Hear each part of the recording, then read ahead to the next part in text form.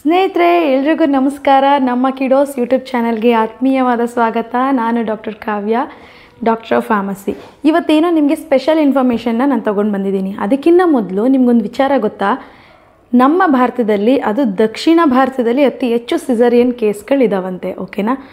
ಏನಕ್ಕಪ್ಪ ಇಷ್ಟೊಂದು ಪೀಟಿಗೆ ಆಗ್ತಿದ್ದಾರೆ, ಏನು ವಿಚಾರ ಅಂತ ಯೋಚನೆ ಮಾಡಬೇಡಿ. ಸಿಸೇರಿಯನ್ ಆದಮೇಲೆ ನಮಗೊಂದು ಕಾಮನ್ ತೊಂದರೆ ಏನಪ್ಪ ಅಂತ ಅಂದರೆ, ಬಾತ್ರೂಮ್ಗೆ ಹೋಗೋದು ಅಥವಾ ಟಾಯ್ಲೆಟ್ಗೆ ಹೋಗೋದು ಅಥವಾ ವಾಶ್ರೂಮ್ಗೆ ಹೋಗೋದು ಅಂತ ಏನಾದರೂ ಅಂದ್ಕೊಳ್ಳಿ. ಓಕೆನಾ? ನಾವು ಟಾಯ್ಲೆಟ್ಗೆ ಹೋಗ್ಬೇಕಾದ್ರೆ ಎಷ್ಟು ಪೇಯ್ನ್ ಆಗುತ್ತೆ ನಮಗೆ ಅಂತ ಅಂದರೆ, ಆ ಹೊಲ್ಗೆನೇ ಕಿತ್ತು ಬಂತೇನೋ ಅಂತ ಅನಿಸುತ್ತೆ. ಒಂಥರ ಚುಳ್ಳನ್ನ ಅನುಭವ ನಿಮಗೂ ಆಗಿರ್ಬೋದು ಅನಿಸುತ್ತೆ. ಆ ರೀತಿ ನನಗೂ ಆಗಿದೆ. ಸೊ ಇದನ್ನೇನು ನಾವು ಯಾರ ಹತ್ರನೂ ಹೇಳ್ಕೊಳಕ್ಕಾಗಲ್ಲ. ಅಯ್ಯೋ ಯಾರೋ ಏನು ಅನ್ಕೊತಾರೇನೋ ಅಥವಾ ಅವ್ರಿಗೆ ಆ ಥರ ಇಲ್ವೇನೋ, ನನಗೆ ಒಂದು ಈ ಥರ ಆಗ್ತಿದೆಯೇನೋ ಬಾಡಿಲಿ ಅಂತ ಯೋಚನೆ ಮಾಡಬೇಡಿ. ಹೌದು, ಅದು ಸಿಸೇರಿಯನ್ ಎಲ್ಲ ಒಂದು ಗಾಯ ವಾಸಿ ಆಗೋಕ್ಕೆ ಸ್ವಲ್ಪ ಟೈಮ್ ತಗೊಳುತ್ತೆ. ಕಂಪ್ಲೀಟ್ ಕ್ಯೂರ್ ಆಗಬೇಕಂದ್ರೆ ಹೇಳ್ತಾರೆ ಅಟ್ಲೀಸ್ಟ್ 1.5 year ಅಂತ. ಓಕೆನಾ? ಸೊ ಅಂಥ ಟೈಮಲ್ಲಿ ನೀವು ಒಂದಷ್ಟು ಆಹಾರ ಪದ್ಧತಿಗಳನ್ನ ಚೇಂಜ್ ಮಾಡ್ಕೋಬೋದು. ಲೈಕ್ ಈಗ ಬಾಣಂತನ ಅಂದ ತಕ್ಷಣ ನಮಗೇನು ಗರ್ಮಿ ಆಹಾರ ಅಂದರೆ ಮಗುಗೆ ಶೀತ ಆಗಬಾರ್ದು, ತಾಯಿಗೆ ಶೀತ ಆಗಬಾರ್ದು ಅನ್ನೋದು ಮೋಸ್ಟ್ ಕಾಮನ್ ಅಲ್ವಾ? ಅದರಲ್ಲೂ ನಮ್ಮ ಹಳ್ಳಿಗಳಲ್ಲಿ ನಿಜಕ್ಕೂ ಬಾಣಂತನ ಸಿಕ್ಕಾಬಟ್ಟೆ ಸಖತ್ತಾಗಿ ಮಾಡ್ತಾರೆ. ಅದೆಲ್ಲ ಹೊರತುಪಡಿಸಿ ನೀವು ಎಂಥ ಆಹಾರ ತಗೊಂಡ್ರೆ ಈ ಥರ ಯೂರಿನ್ಗೆ ಸಂಬಂಧಪಟ್ಟಿದ್ದು ಅಥವಾ ವಾಶ್ರೂಮಿಗೆ ಸಂಬಂಧಪಟ್ಟಿದ್ದು ಈ ರೀತಿ ನಿಮಗೆ ಗುಣ ಆಗ್ಬೋದು, ಅಲ್ಲಿವರೆಗೂ ಹೆಂಗೆ ನಾವು ಮೇಂಟೈನ್ ಮಾಡ್ಬೋದು ನಮ್ಮ ಬಾಡಿನ ಅಂತ ಯೋಚನೆ ಮಾಡೋಣ. ಅದ್ರ ಜೊತೆಗೆ ಇನ್ನೊಂದು ಪ್ರಾಬ್ಲಮ್ ಇದೆ. ಈ ಬಾಣಂತನ ಅಂದ ತಕ್ಷಣ ನಿಮಗೆಲ್ಲರಿಗೂ ಗೊತ್ತೇ ಇರುತ್ತೆ, ಆಲ್ಮೋಸ್ಟ್ 70% ಆಫ್ ಏನು ನ್ಯೂಟ್ರಿಷನ್ಸ್ ಇರ್ಬೋದು ಅಥವಾ ನಾವು ಕುಡಿದಂಥ ನೀರಿರ್ಬೋದು, ಮಗು ಫೀಡಿಂಗಲ್ಲಿ ಹೋಗ್ತಾ ಇರುತ್ತೆ. ಹಾಲು ಕುಡಿಸ್ತಿರ್ತೀವಲ್ಲ, ಸೊ ಅದಕ್ಕೆ ಎಂಟೈರ್ ಫೀಡಿಂಗಲ್ಲಿ ಹೋಗ್ತಾ ಇರುತ್ತೆ. ಅಂಥ ಟೈಮಲ್ಲಿ ನಾವು ಹೆಚ್ಚು ನೀರಿನ ಪದಾರ್ಥಗಳನ್ನು ತೊಗೋಬೋದು. ಹಂಗಂತ ಈಗ ಕೆಲವು ಫ್ರೂಟ್ಸ್ನ ನಾವು ಅಫೋರ್ಡ್ ಮಾಡೋಕ್ಕಾಗಲ್ಲ, ಯಾಕಂದರೆ ಅವು ಶೀತ ಆ ಥರ ನಮಗೆ ಕೆಮ್ಮು ಚಾನ್ಸಸ್ ಇರುತ್ತೆ, ಸ್ವಲ್ಪ ಗಾಯನೂ ಒಣಗಬೇಕಾಗಿರುತ್ತೆ. ಹಂಗಾಗಿ ಸೊ ನಾನಿವತ್ತು ಹೇಳಕ್ಕೆ ಹೊರಟಿರೋದೇನಂತ ಅಂದರೆ, ನುಗ್ಗೆ ಸೊಪ್ಪು ನಿಮಗೆಲ್ಲರಿಗೂ ಗೊತ್ತೇ ಇದೆ ಅಲ್ವಾ? ನುಗ್ಗೆ ಸೊಪ್ಪು ಯಾರು ಗೊತ್ತಿಲ್ಲ ಹೇಳಿ? ಅದರಲ್ಲೂ ನಮಗೆ ಆರಾಮಾಗಿ ಹಳ್ಳಿಲಿ ಸಿಗುತ್ತೆ. ಸಿಟಿಗಳಲ್ಲೂ ಒಂದು ಮರ ಹಾಕ್ಬಿಟ್ರೆ ಸಾಕು, ಆರಾಮಾಗಿ ನಾವು ಕಿತ್ಕೊಂಡು ಎಲ್ಲಾದರೂ ಬರ್ಬೋದು. ಇಂಥ ಟೈಮಲ್ಲಿ ನೀವು ನುಗ್ಗೆ ಸೊಪ್ಪನ್ನ ಯೂಸ್ ಮಾಡಿ ಯಾವ ಪದಾರ್ಥ ಮಾಡಬೇಕು ಅಂತ ನಾನಿವತ್ತು ತಿಳಿಸ್ಕೊಡ್ತಿದ್ದೀನಿ.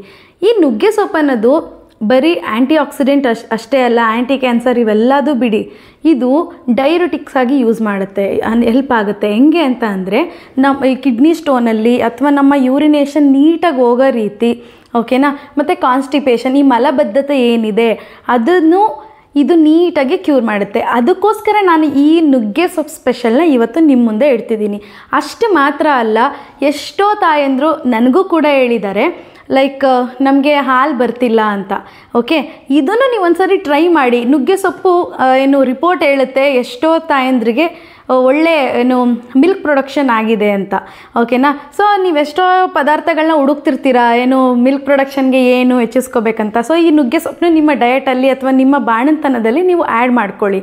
ಓಕೆನಾ? ಆಮೇಲೆ ನಾನು ಇವತ್ತು ಹೇಳ್ತಿರೋ ರೆಸಿಪಿ ಬಂದು ಉಪ್ಸಾರು. ನಿಮಗೆ ಅನಿಸ್ಬೋದು, ಅಯ್ಯೋ ಇದು ಉಪ್ಸಾರ ನಮಗೆ ಗೊತ್ತಾ ಅಂತ. ಹೌದು, ಇದು ಮಂಡ್ಯ, ಮೈಸೂರು ಮತ್ತು ಹಾಸನ ಭಾಗದಲ್ಲಿ ಸಿಕ್ಕಾಬಟ್ಟೆ ಫೇಮಸ್ ಪದಾರ್ಥ. ಓಕೆನಾ? ರೆಸಿಪಿ ಇದು. ಅಲ್ಲೇನಿಲ್ಲ, ವಾರಕ್ಕೊಂದು 2 ಸಾರಿನಾದರೂ ಉಪ್ಸಾರು ಮಾಡ್ತಾರೆ, ವೆರೈಟಿ ಆಫ್ ಉಪ್ಸಾರು ಮಾಡ್ತಾರೆ. ಅದರಲ್ಲಿ ನಾನು ನುಗ್ಗೆ ಸೊಪ್ಪೆ ಯಾಕೆ ಸ್ಪೆಷಲ್ ಅಂತ ಅಂದರೆ, ಬಾಣಂತಿಯರಿಗೋಸ್ಕರ ಇದನ್ನು ಹೇಳಿದ್ದೀನಿ. ಈ ಉಪ್ಸಾರನ್ನ ನೀವು ಬರೀ ಬಾಣಂತಿಯರಿಗೋಸ್ಕರ ಮಾತ್ರ ಅಂದ್ಕೋಬೇಡಿ. ಚೆನ್ನಾಗಿ ಈ ಕಟ್ಟಿದ ನೀರು ತಗೊಂಡ್ಬಿಟ್ಟು, ಅದೆಲ್ಲ ಬಸಿತಿರಲ್ಲ, ಆ ನೀರು ತಗೊಂಡ್ಬಿಟ್ರೆ ಅದನ್ನೇ ಚೆನ್ನಾಗಿ ಅನ್ನನ ಸಿಕ್ಕಾಬಟ್ಟೆ ಸ್ಮೂತಾಗಿ ಒಂದು 4-5 ವಿಷಲ್ ಬರೆಸಿ ಅನ್ನನ ಚೆನ್ನಾಗಿ ಕಿವುಚಿ ಆ ಸಾಂಬಾರು ಜೊತೆ ಸ್ವಲ್ಪ ತುಪ್ಪ ಹಾಕಿ ಮಕ್ಳಿಗೆ ತಿನ್ನಿಸಿ, ಖಂಡಿತವಾಗ್ಲೂ ಟಕ ಅಂತ ತಿಂತಾರೆ. ಇದು ನನ್ನ ಎಕ್ಸ್ಪೀರಿಯನ್ಸ್ ಕೂಡ ಹೌದು. ಓಕೆನಾ? ಸೊ ಅವಾಗ ಈಗ 6 months ನೀವು ಉಪಚಾರ ಸ್ಟಾರ್ಟ್ ಮಾಡ್ತೀರಲ್ಲ ಮಗುಗೆ, ಆವಾಗ ನೀವು ಈ ಥರ ಒಂದು ಉಪಚಾರಗಳನ್ನ ಸ್ಟಾರ್ಟ್ ಮಾಡ್ಬೋದು. ಅಂದರೆ ನನ್ನ ವೈಜ್ಞಾನಿಕ ವಿಚಾರದ ಒಟ್ಟಿಗೆ ಸ್ವಲ್ಪ ಟ್ರೆಡಿಷನ್ನು ನಾನು ಆ್ಯಡ್ ಮಾಡ್ತಿದ್ದೀನಿ. ಯಾಕಂದರೆ ನೀವು ನಂಬಲ್ಲ, ಆಗಿನ ಕಾಲದ ಊಟದ ಪದ್ಧತಿ ಈಗ ನಾವು ಅನುಕರಣೆ ಮಾಡ್ತಿಲ್ಲ. ಮತ್ತು ನುಗ್ಗೆ ಸೊಪ್ಪಲ್ಲಿ ಏನಿದೆ, ಮೂಳೆಗೆ ಸಂಬಂಧಪಟ್ಟದ್ದು ಸಿಕ್ಕಾಬಟ್ಟೆ ಇದೆ, ಹೆಲ್ಪ್ ಮಾಡುತ್ತೆ ಮೂಳೆಗೆ ಯಾವುದು ಬಲಿಷ್ಠ ಆಗೋದಕ್ಕೆ. ಈಗ ಬಾಣಂತನದಲ್ಲಿ ನಮಗೇನು ಆ ಟೈಮ್ ನಮಗೆಲ್ಲ ಇಂಪಾರ್ಟೆಂಟ್. ಅಂದರೆ ನಮ್ಮ ಫಿಸಿಕಲಿ ನಾವು ಎಷ್ಟು ವೀಕ್ ಆಗಿರ್ತೀವಿ ಅಂದರೆ, ನಾವು ಯಾವುದೇ ಥರ ಡಯೆಟ್ ಅದಿರ್ಬೋದು ಅಥವಾ ಯಾವುದೇ ಆಹಾರ ಪದ್ಧತಿಗಳನ್ನ ಆಚರಣೆ ಮಾಡ್ತಿದ್ರು ಸಾಕಾಗ್ತಿರಲ್ಲ, ಎಲ್ಲ ಮಗುಗೆ ಹೋಗ್ಬಿಡ್ತಿರ್ತಾರಲ್ಲ ಆ ಹಾಲಿನ ಮುಖಾಂತರ. ಹಂಗಾಗಿ ನಾನಿವತ್ತು ನಿಮಗೆ ಈ ಒಂದು ರೆಸಿಪಿನ ತಂದಿದ್ದೀನಿ. ಅಂದಾಗೆ ನೀವು ಅನ್ಕೋಬೋದು, ಏನಪ್ಪ ನುಗ್ಗೆ ಸೊಪ್ಪು ಮಾತ್ರ ಯೂಸ್ ಮಾಡ್ತಾರಾ ಅಂತ, ಉಪ್ಸಾರು ಮಾತ್ರ ಮಾಡಬೇಕಾ ಅಂತ ನೀವು ಅನ್ಕೋಬೋದು.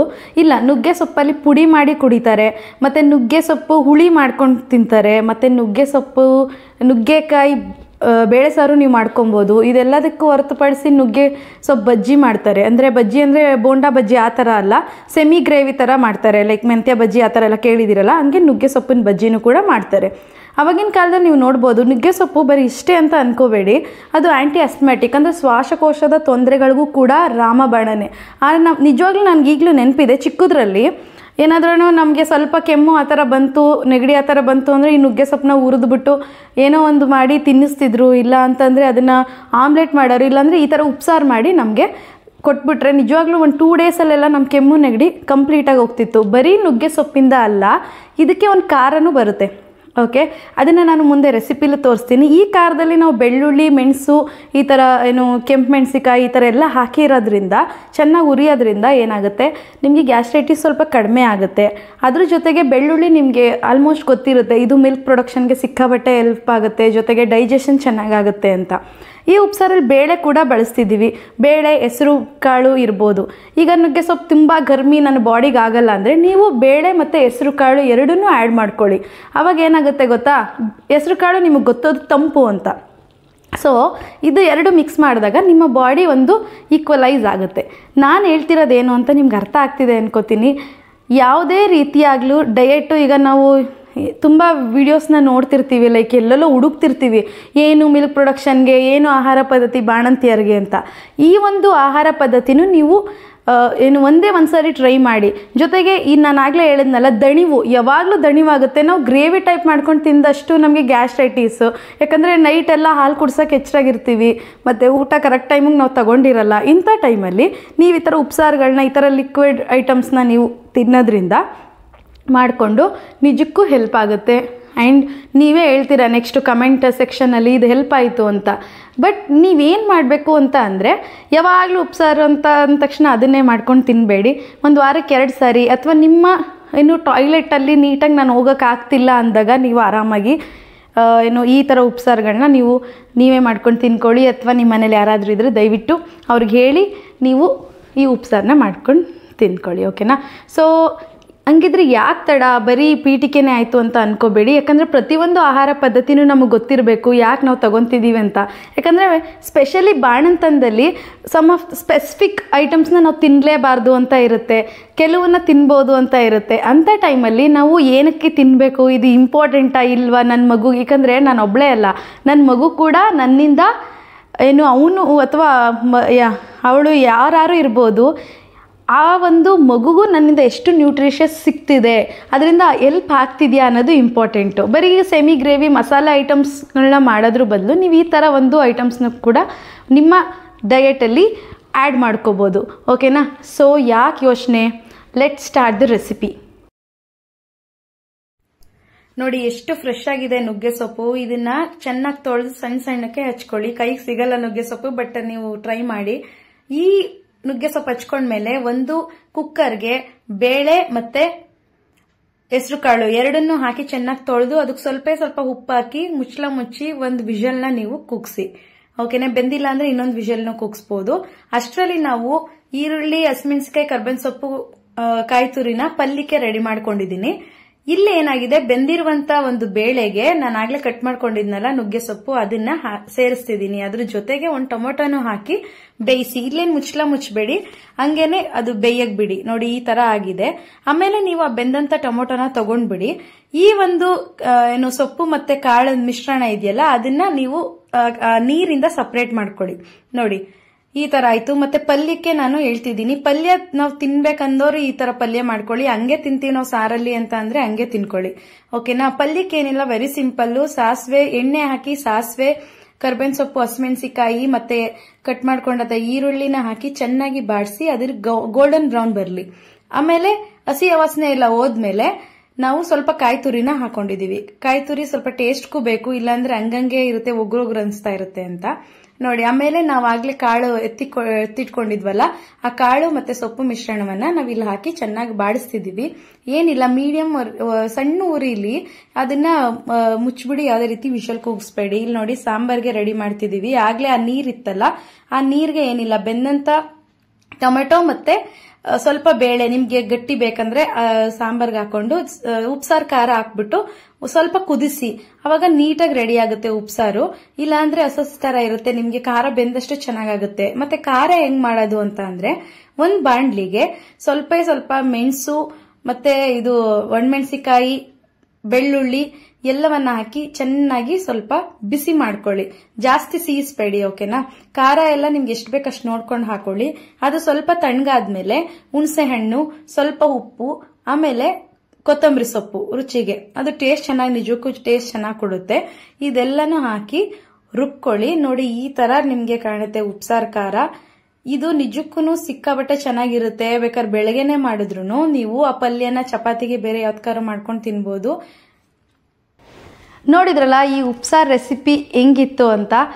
ಸೊ ನಿಮಗೆ ಯಾವುದೇ ಕಮೆಂಟ್ ಇದ್ರೂ ದಯವಿಟ್ಟು ಕಮೆಂಟ್ ಬಾಕ್ಸಲ್ಲಿ ಹಾಕಿ. ಒಂದು ಸಾರಿ ನೀವು ಟ್ರೈ ಮಾಡಿ, ಓಕೆನಾ. ಮತ್ತು ಯಾವುದಾದ್ರೂ ಮುಂದೆ ವಿಡಿಯೋಗಳಲ್ಲಿ ನೀವೇನಾದರೂ ಸ್ಪೆಷಲ್ಲಾಗಿ ನಿಮಗೆ ಬೇಕಂತ ಅನಿಸಿದ್ರೆ, ಆ ಥರ ಒಂದು ಏನು ನಮ್ಗೆ ಈ ಥರ ಆಹಾರ ಪದ್ಧತಿ ಬೇಕು, ಹಿಂಗಿರಬೇಕು, ಈ ಥರ ಹೇಳಿ ಅಂದರೆ ದಯವಿಟ್ಟು ಅದನ್ನು ನೀವು ಕಮೆಂಟ್ ಬಾಕ್ಸಲ್ಲಿ ಹಾಕ್ಬೋದು.